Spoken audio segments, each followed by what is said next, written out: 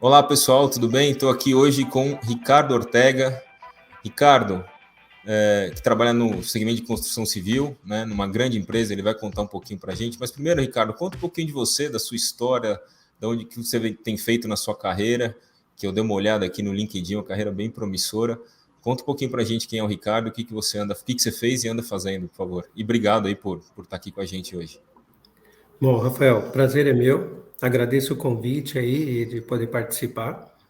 Bom, Rafael, eu assim comecei a minha trajetória de baixo, né?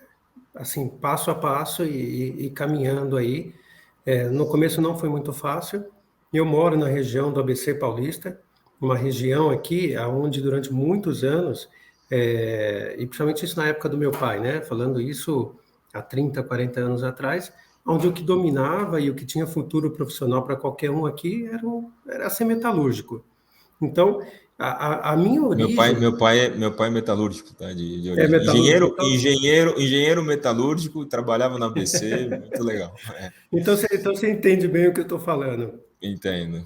Meu pai, ele não era metalúrgico. O sonho do meu pai era ter sido metalúrgico, mas meu pai seguiu o ramo de bombeiro. Meu pai foi bombeiro, hoje ele está aposentado, mas para ele, assim como sucesso profissional para ele, eu tinha e precisava virar metalúrgico, né? Esse era o sonho dele, para mim, né? Bom, aí, seguindo a orientação, eu comecei a minha carreira, comecei a buscar e a profissionalizar através do Senai. Então, eu diria assim que essa foi a minha primeira entrada, minha primeira escola. Comecei no Senai, seguindo aí ajustador mecânico, depois fui para ferramentaria, depois fui para a escola técnica, na época a ET, as atuais ETECs, né? Fiz técnico em mecânica, e aí foi onde começou a surgir, Rafael, para mim, o mercado de trabalho.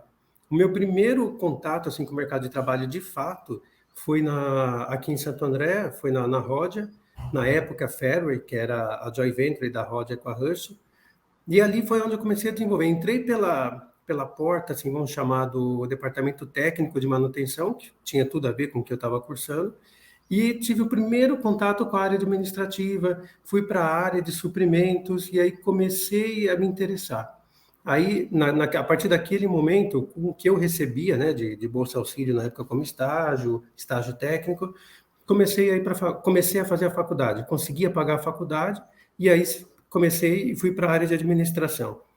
Naquele momento, eu tive, vamos chamar assim, um pouco um conflito, na verdade, né, para decidir se eu ia para a área técnica, mecânica, engenharia, seguia o que eu tinha traçado lá atrás, né, na verdade, a realização do sonho do meu pai lá atrás de tornar metalúrgico, né, ou de fato algo que tinha me despertado a atenção.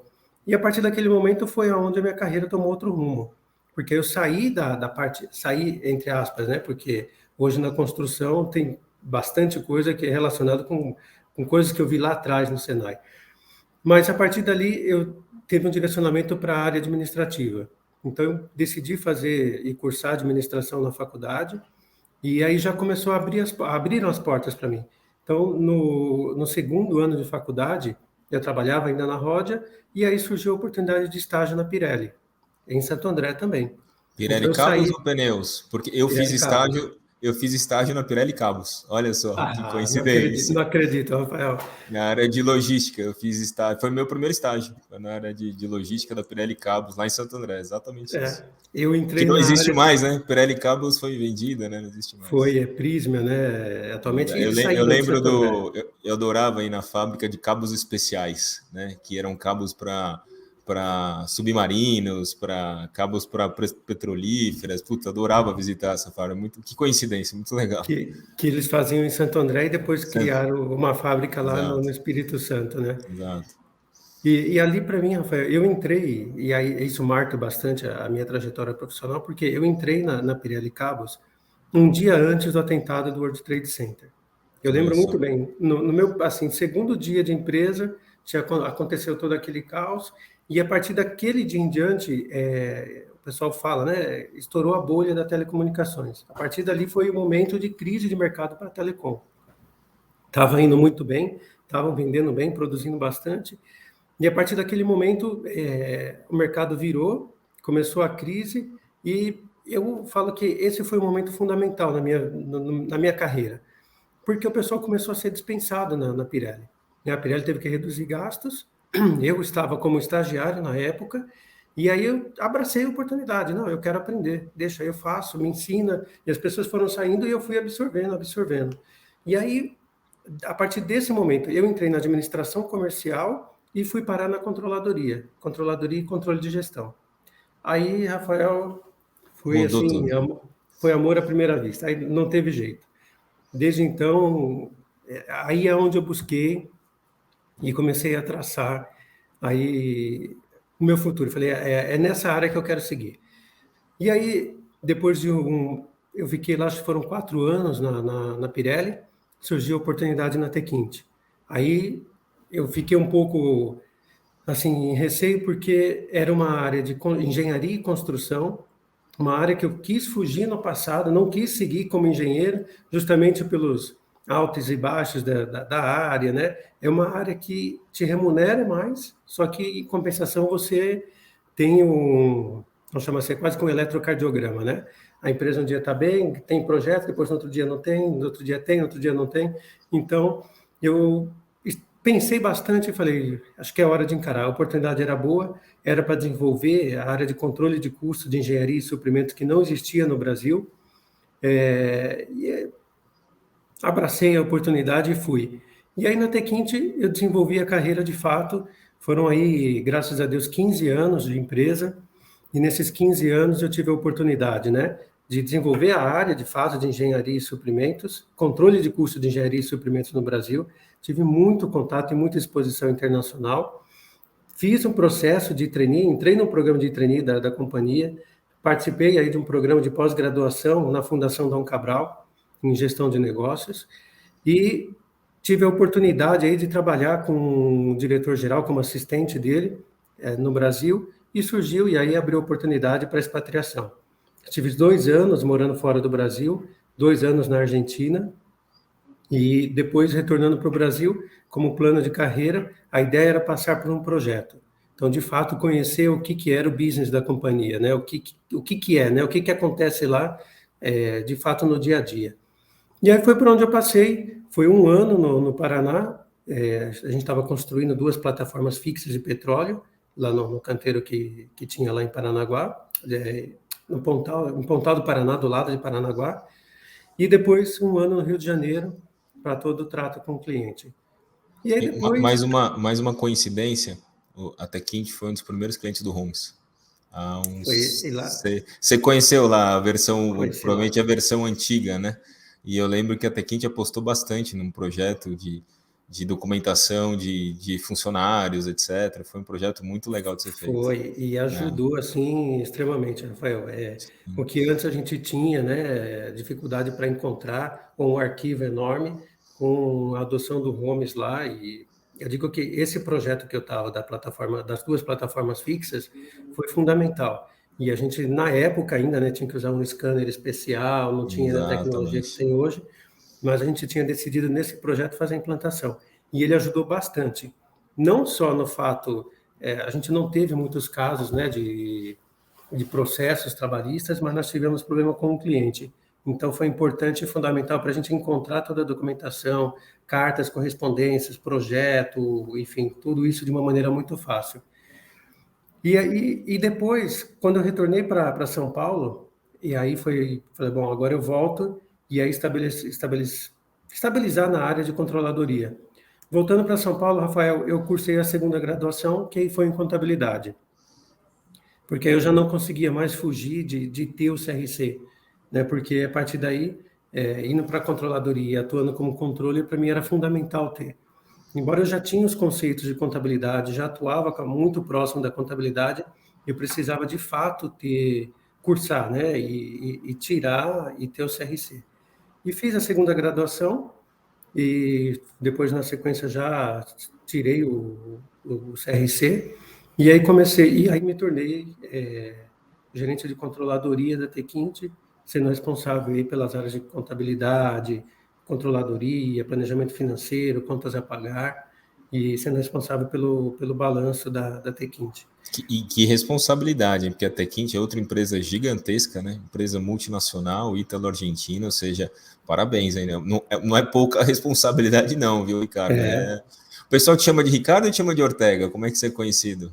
Ó, depende. Se tem muito Depende. Ricardo, se tem muito Ricardo na área, é Ortega. Se não, é Ricardo É, mesmo. Ricardo, legal, legal. Parabéns, viu? Parabéns pela trajetória. Mas tem mais coisa, né? Depois da Tequinte. Eu dei uma olhada aqui e tem mais coisa, né? Tem, aí não parou não, Rafael. Na Tequinte ainda, o último projeto que eu fui foi um projeto no Maranhão, para desenvolver aí, ajudar a Tequinte, sendo como gerente administrativo financeiro para implantar o projeto. E aí, retornando para São Paulo, aí acaba meu ciclo na Tequinte, isso em 2019. E aí, em 2019, logo depois que eu saí da Tequinte, eu já vim trabalhar aqui na Itinera, né? Foi o meu primeiro contato aqui na Itinera, onde eu estou atualmente. A Itinera é uma empresa também multinacional, é uma empresa italiana, pertence ao mesmo grupo econômico da Eco Rodovias. Perfeito. Eu vi a notícia, né? Recentemente vocês ampliaram, inclusive, né? A participação. Bem interessante. Aliás, sou usuário de vocês. Eu vou muito para Baixada, né? E é a melhor estrada do Brasil, né? Impressionante ali o complexo, principalmente a imigrantes, né? É um show de estrada, né? Ali não tem o que falar, viu, Rafael? Em Não tem, termos não de tá. manutenção e qualidade, Exato. e faz parte do contrato. Então, a Eco Rodovias preza muito por isso, né? A qualidade. E é engraçado que, por exemplo, nós estamos agora com 2 novas concessões em Minas Gerais, que estamos construindo, são 400 quilômetros de rodovia, e recentemente ganhou também uma licitação em Goiás, são 800 quilômetros de rodovia. E você vem, por exemplo, de Minas Gerais, a gente sai lá de Confins, pega o carro do aeroporto e vai até chegar. Uma estrada terrível, né, cheia de buraco. Mas quando chega na concessão, onde começa a concessão com a Eco, é outra coisa. Você já percebe a diferença? É nítido. É nítido. Qualidade do asfalto, sinalização. Assim, a Eco Rodovias preza muito pela qualidade e segurança do usuário. E isso reflete em todos os sentidos, né? E isso também, para a gente na construtora, é fundamental. A questão da gente prezar pela qualidade, e a gente, como construtora, né, o braço construtor do grupo da Eco Rodovias, nós somos muito cobrados, porque além de você ter que exercer com qualidade, a gente tem que ajudar, e na verdade a Eco precisa cumprir os prazos com o governo, né? Quando ela ganha uma licitação, ela tem ritos de entrega, ela tem prazos de entrega, né? Todas as obras que precisam ser feitas dentro de um determinado tempo. Então a gente vem justamente, e aí é onde nasceu a Itinera no Brasil, né? Justamente para dar esse suporte e blindar essa segurança para eco-rodovias, né? A Itinera, ela existe fora do Brasil já há mais de 70 anos, é muito forte na Itália e principalmente em toda a Europa, ali na região da Europa como um todo, mas no Brasil ela é nova. Ela está no Brasil desde 2017, quando o grupo decidiu ampliar a sua participação dentro da Eco Rodovias. E desde Perfeito. então, a gente está aí com grandes obras e grandes desafios aí pela frente. Muito legal, muito legal. E me diz uma coisa, Ricardo, quer dizer, vocês têm uma operação grande já no Brasil e ampliando essa operação. E como é que você, da controladoria, né, como é que a sua área atua, influencia e, na verdade, garante, né, porque a controladoria tem uma função ali, principalmente projetos desse tamanho, primordial, né? Como é que é o seu dia a dia? O que te preocupa? O que o seu dia a dia é sempre assim, cara, isso aqui eu não posso perder no meu radar, que é o mais importante para manter tudo no prazo, para manter os custos, ou seja, qual que é o seu dia a dia da controladoria numa empresa do tamanho da Itinera? O Rafael, para a gente, cara, o que preocupa muito hoje é que, assim, o tipo de obra que a gente faz são obras espalhadas. É diferente. Quando você faz, por exemplo, na Tequinte, que a gente construía uma plataforma, você construía uma refinaria, uma termoelétrica, é uma obra que você, bem ou mal, por maior que ela seja, você está com ela concentrada. Então, você está recebendo o material e a nota fiscal num canteiro de obra. Os seus funcionários estão entrando e transitando num canteiro de obra. Numa rodovia, como por exemplo a de Goiás, no projeto de Goiás, são 800 quilômetros de rodovia. E não é que a gente vai fazendo assim, vai tudo bonitinho, tudo enfileiradinho, um Quilômetro a atrás do outro. quilômetro, né? Não vai, né? Não, não, justamente porque a Eco tem um compromisso de entregar trechos e as partes mais importantes. Então a gente ataca muitas vezes 5, 6, 8, 10 frentes de trabalho. Agora, por exemplo, nós estamos trabalhando, né, em Gurupis, lá na ponta em Tocantins, e estamos trabalhando em Uruaçu e trabalhando logo no começo da concessão, não lembro o nome da cidade. Então você imagina, e a gente tem assim uma quantidade enorme de material transitando, é transporte, é pedra, é agregado, é massa asfáltica.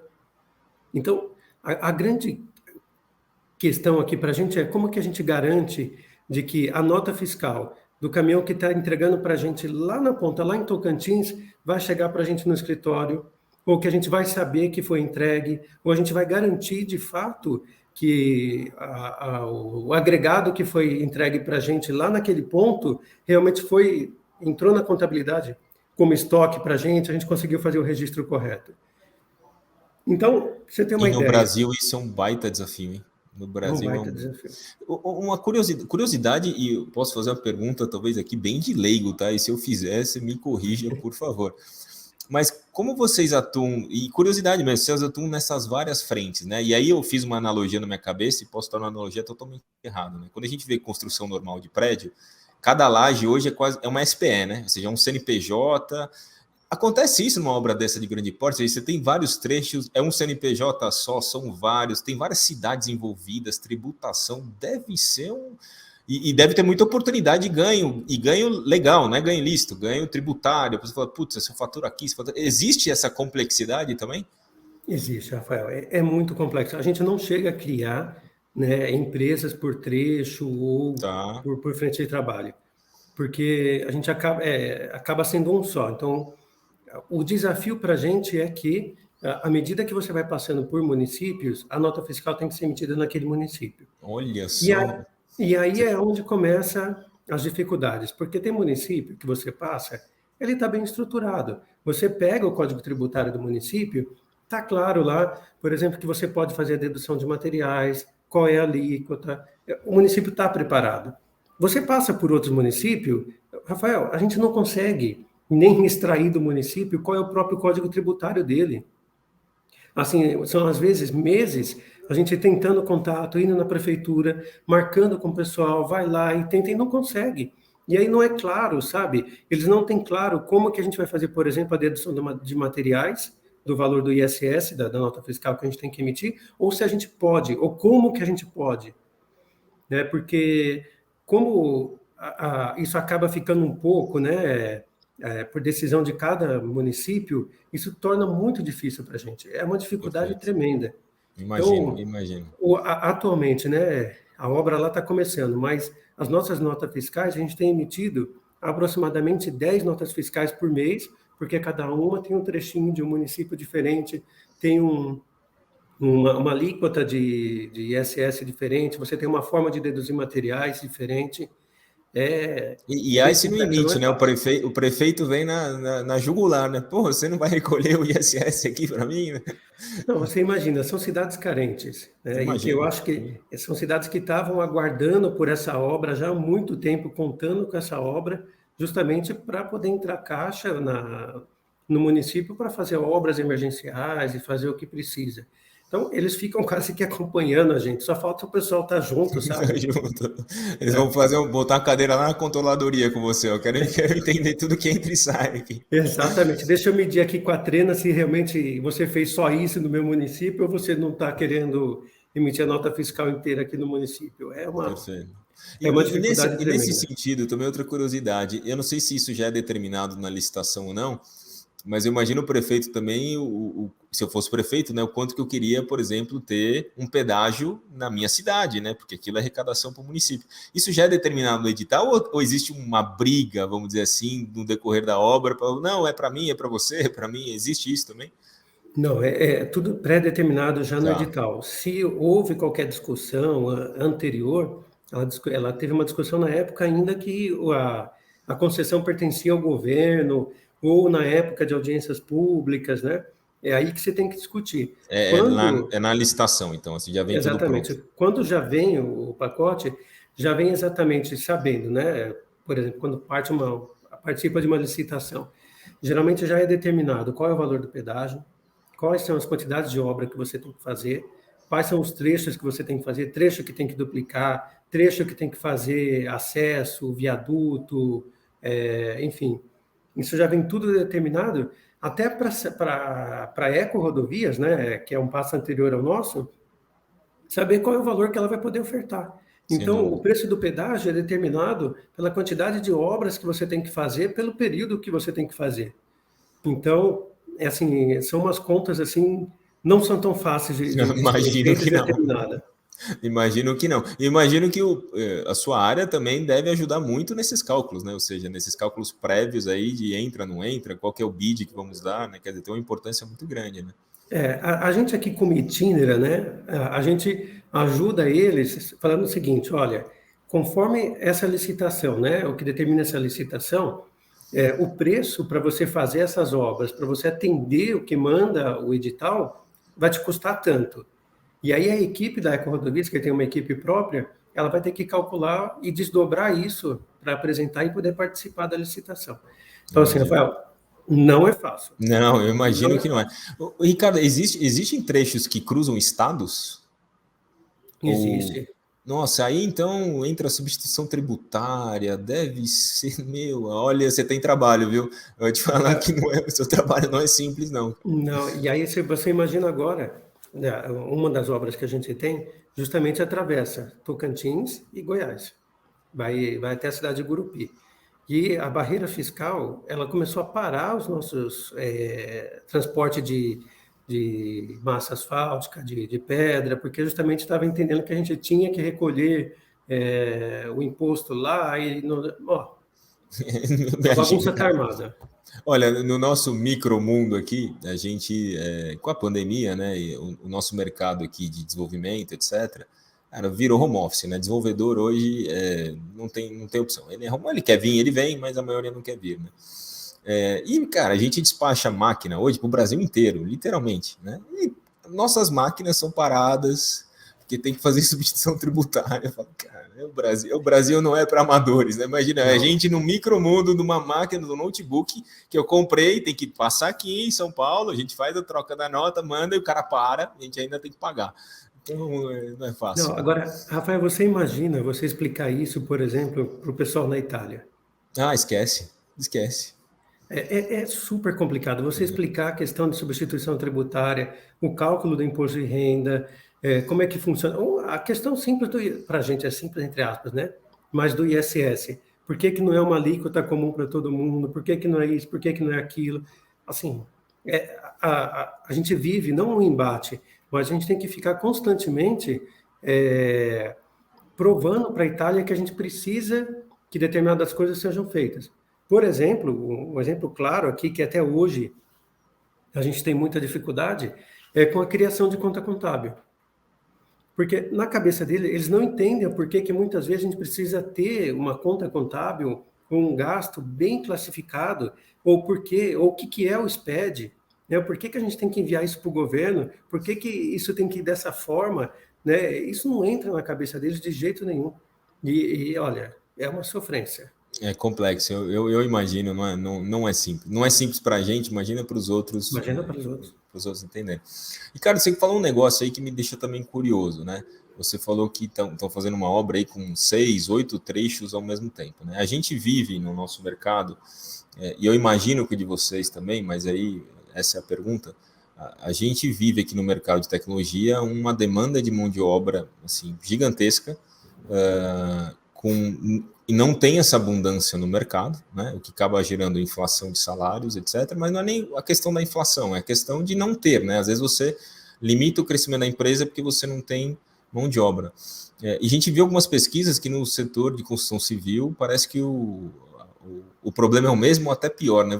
Como é que vocês estão lidando com isso? É um problema mesmo? A abundância de mão de obra qualificada, como é que vocês estão tratando esse problema? Olha, Rafael, a gente o ramo de construção, ele não voltou ainda para o patamar que foi 2008, 2010.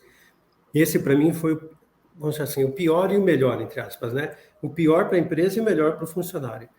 Nessa época, 2008, 2010, que a gente estava no auge aqui no Brasil de construção, de construção em geral, é assim, a gente não encontrava engenheiro, por exemplo.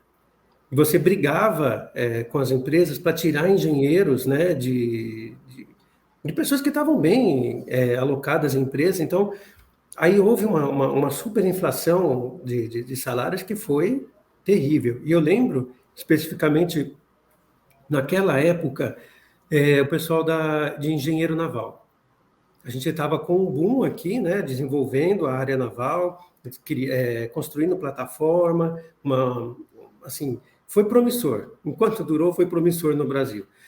E a gente chegou assim a ter que pagar hiring para tirar pessoas de empresas bem colocadas, porque a gente precisava de engenheiro naval para nos ajudar na construção de plataforma, estudar e viabilizar negócio no Brasil. Hoje, o cenário é diferente. Tá? Existe a escassez? Existe. E principalmente, muitas vezes, de alguém muito específico, né? Alguém que tem uma especialização muito a mosca branca. Tá? No nosso ramo aqui hoje da Itinera, isso a gente não tem tanto problema, porque o tipo Tá. de obra que a gente faz é rodovia, então é muita terraplanagem, movimentação de solo. As obras de arte especiais que a gente faz não são tão complexas quanto a construção de Perfeito. uma refinaria. Mas a gente percebe o quê, Rafael? Muitos profissionais ainda, eles estão seteados no momento de mercado lá de trás. Então, assim, ele acha que hoje, quando você oferece um nível de salário hoje, né, que está equiparado hoje, né? Não é que a gente consegue pagar antes para um ajudante o que a gente pagava em 2010, 2012, vai, até 2014 aí. Hoje a situação não teve jeito. Os salários, em geral, teve um downgrade. A gente não consegue. Oferta e procura, né? A lei do mercado, não tem jeito, né? E aí, quando você fala para um profissional, e aí, em geral, tá? Ajudante, pedreiro, enfim, a gente tem vários tipos de mão de obra aí. O cara fala, não, eu não vou, por esse valor eu não vou. Fala assim, mas você está empregado hoje? Né? Você está trabalhando? Qual é a sua condição? Não estou empregado. Mas não vou, por essa condição não aceito. Então, a gente tem percebido, é claro, né? Existe essa onda dessas pessoas que acham ainda, né, que a gente vai voltar para aquele patamar de uma maneira tão rápida como esteve no passado, mas graças a Deus hoje, Rafael, a gente consegue achar mão de obra disponível para o tipo de obra que a gente faz hoje. Não é Legal. ainda uma luz vermelha, tá? Não é ainda um sinal de alerta como foi lá atrás, mas a gente percebe que ainda existem profissionais que ainda estão situados ainda ou achando que a gente está nas épocas douradas da construção aí, que na verdade não é. Mas a gente tem dificuldade, sim, não é tão simples você levar ou encontrar mão de obra nesses locais, né? E muitas vezes a gente acaba tendo que levar mão de obra de outros estados, né? Então, muitas vezes a gente tem lá profissionais da Bahia, você tem profissionais do Ceará, profissionais do Maranhão, que estão atuando com a gente hoje na obra em Minas Gerais, por exemplo. Olha só, que interessante isso, hein? É. E aí você comentou que assim a gente não voltou ainda para os patamares, né? Como é que você está vendo o mercado? E se você acha que, quer dizer, se a gente tiver um soluço para cima e começar a crescer a outros níveis, apesar que a perspectiva desse ano não é um crescimento muito grande, pelo menos do PIB do país, né? Apesar que eu ouço muito que a construção civil deu um boom, tá entendendo agora como é que está o mercado, mas se acha que é promissor, né? Como é que você está vendo o mercado e se você acha que esse problema pode voltar no curto prazo de mão de obra? Rafael, a gente achava, cara, que seria mais rápido do que está acontecendo hoje. Tá. O que a gente vê assim de dificuldade? O que eu vejo, tá? E aí é algo particular. Eu vou dar a minha opinião para você. A gente tem hoje uma instabilidade política, Sem que a gente dúvida. acreditava que não existiria.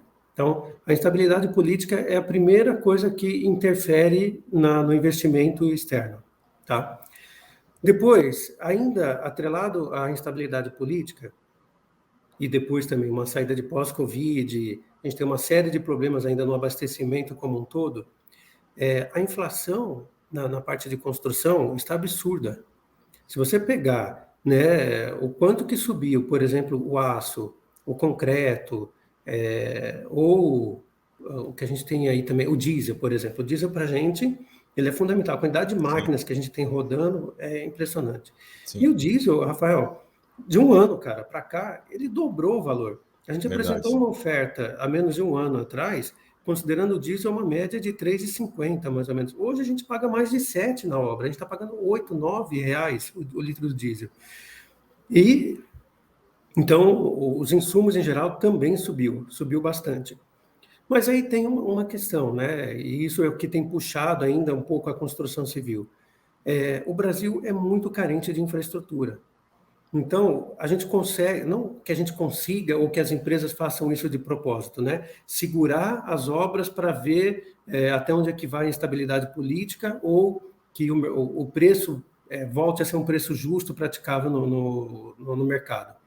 Mas a gente percebe que alguma coisa da construção civil tem que acontecer, porque o Brasil é carente de infraestrutura. Então, o governo está tentando, de alguma forma, fomentar isso, né? Então, o plano de, por exemplo, das novas concessões aí das rodovias no Brasil, é uma forma dele fomentar, porque a partir do momento que ele sai para licitar as novas rodovias, por exemplo, ele já obriga as empresas a estabelecerem determinados hitos de entrega. Então, não é que a empresa vai ganhar a licitação e vai falar assim, agora eu vou ficar esperando aqui para Sim. fazer a duplicação da rodovia. Ela já vai ter data de entrega. Ela já tem, senão ela é multada. Deve ter tem penalidades, né? Tem penalidades. Então, por um lado, isso puxa, isso faz acontecer. Por outro, de alguma forma, nós, usuários, somos penalizados, porque hoje, com o patamar que a gente tem do preço do diesel, aço, concreto e tudo mais aí, os insumos aí para agregados para fazer a massa asfáltica, tudo isso vai refletir depois no valor do pedágio. Sem dúvida. Não tem milagre, porque não tem como a concessionária arcar com esse valor, não tem como. Então, hoje, quando a gente vai fazer uma licitação que vai sair, a gente tem que considerar o preço atual. Então, com o preço atual, é calculado o pedágio, com base nisso é feito todo o plano de investimento. Então, assim, a questão do mercado ser promissor ou não, eu acredito que pela instabilidade política, esse ano também, Rafael, a gente não deve crescer o que se esperava que crescia, e isso não só na parte de infraestrutura. Eu acho que a gente tem muito mais aí, e outros mercados também estavam sendo promissores, e agora a gente percebe que deu uma congelada. E o segundo é o nível e o patamar de preço que está sendo praticado, né? A gente vê Sim, pelos combustíveis, mas também acaba puxando toda uma outra cadeia. perfeito. Então, tudo isso dificulta. E interessante você falar de combustível, me lembrei de um projeto, acho que eu fiz esse projeto há uns 12 anos, para uma grande construtora gigante, e tinham painéis de controladoria, mas no caso era financeiro, mas tinha um painel que eu lembro até hoje, que era principais itens de compra, né? Que é os principais itens. Qual que era o principal item de compra da construtora na época? Óleo diesel. É, Principal item de compra. E aí eu lembro que a ideia do projeto era muito legal, porque ela mostrava quanto que ela pagava em cada obra, em cada estado. E falou, pô, mas por que esse cara tá pagando tanto aqui, sendo que, pô, a distância não é tão grande da outra obra, o cara tá pagando 40% a mais. Eles queriam entender por que tinha essas diferenças de preço que cada obra estava pagando. Era um projeto bem interessante, mas me chamou a atenção que eu nem imaginava que era um dos principais itens de compra. E aí você falou muito bem, né? Dobrou, né? Não é que aumentou 10%, né? O negócio não. dobrou e ninguém sabe onde vai parar, né? Esse que é o problema. Né? Esse aqui é o problema, você não tem previsibilidade, né? Ah, E para você ter uma ideia, em uma das nossas obras, na curva BC de custo, o diesel significa o terceiro item mais custoso da obra. é isso aí. Então, isso assim afeta a gente diretamente, não tem como. A gente e, por consequente, também a concessionária, né? Sem dúvida E é alguma. difícil, porque numa instabilidade dessa, né? Você não tem segurança, como que você dá preço? Como que você consegue fazer um negócio mais justo, mais fiel Vai possível? botar um ágil grande, não tem outra alternativa. Você vai ter É, que botar o risco no preço, né? É assim que é. funciona, não tem jeito. Né? E aí, depois do fim da linha, quem acaba pagando Pois vem é. parar na gente. Sempre E, estoura na corda mais fraca. e gera inflação, e gera tudo, né? Ou É, seja, não tem. É um ciclo, né? É um é o círculo ciclo. vicioso. Ah, isso aí. Ricardo, para a gente finalizar aqui, pô, eu podia ficar aqui falando horas com você, viu? Eu gostei demais do nosso papo aqui. Mas para a gente finalizar e não ficar tão longo, vocês recentemente olharam para o Homes, né? Você que teve uma experiência passada, né?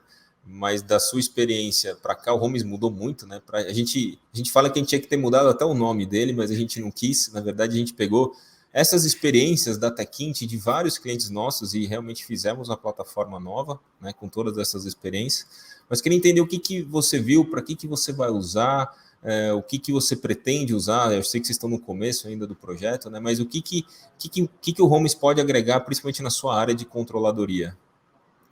Rafael, quando eu vim aqui para a Itinera, e eu tinha na cabeça a utilização do Homes da Techint e tudo que já tinha evoluído. Quando eu saí de lá, o Homes já tinha evoluído bastante.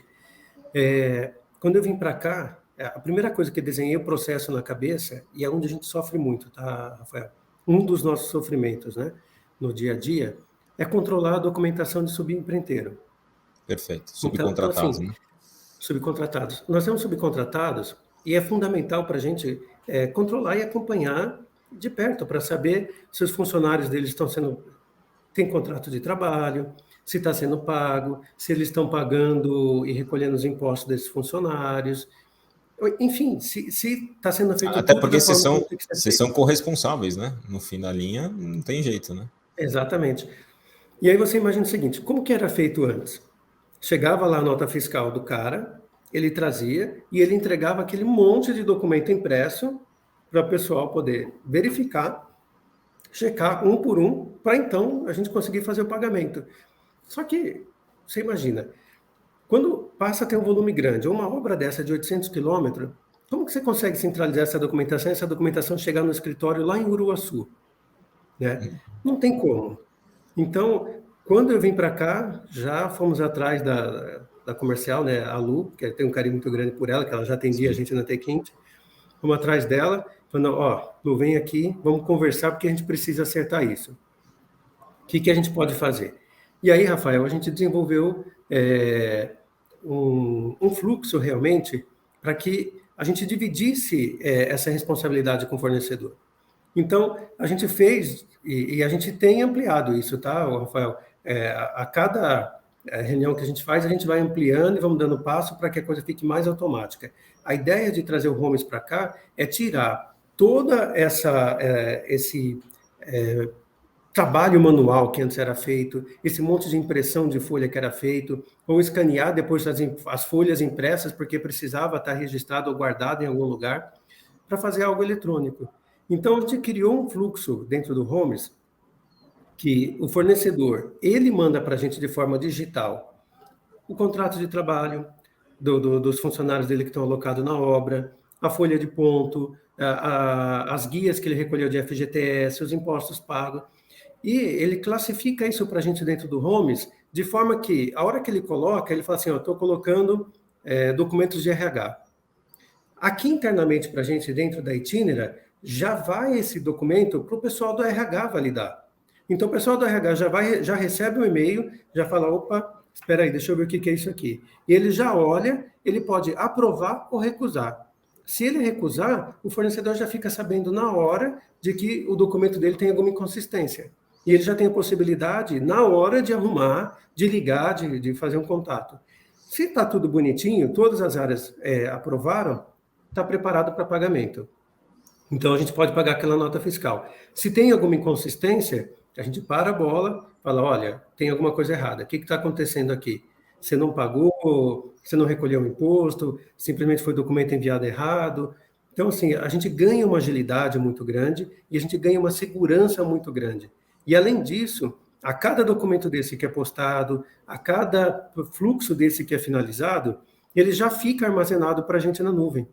Então, isso depois vai servir como base de consulta. Se daqui 3 anos eu tiver um processo trabalhista de um funcionário dessa empresa que coloca a Itinera na justiça, a gente consegue pesquisar de uma maneira fácil pelo nome do funcionário, CPF, fazer a busca através da leitura OCR, né? A forma inteligente do Holmes aí de classificar os documentos, a gente consegue buscar isso de maneira fácil.